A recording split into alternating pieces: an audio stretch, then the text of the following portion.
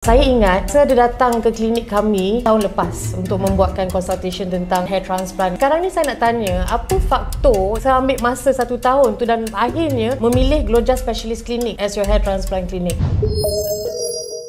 Okey, tak dinafikan lah bila kita sebut pasal pembedahan ni, saya takut. Saya rasa ramai juga takut kan. Buatlah research, pergi beberapa tempat, 3-4 tempat kot saya rasa. Banyakkan tempat saya pergi, mereka akan cuba untuk promote dia punya produk-produk lah kan, memasarkan produk-produk. Tapi kalau Gloja Specialist Clinic, sekarang ni rambut you ada masalah rambut. Jadi untuk menyelesaikan masalah ni, awak juga telah menunjukkan apa masalah yang dihadapi. Rasa selamat lah, itu yang paling penting kan. Saya buatlah rambut saya di sini dan lepas 7 hari nampak Confident dengan rambut dia sendiri. Nak buat macam-macam gaya pun boleh selepas ni. Alright, so terima kasih kerana memberi pandangan tentang Gloja Specialist Clinic. Okay. We appreciate that and thank you so much.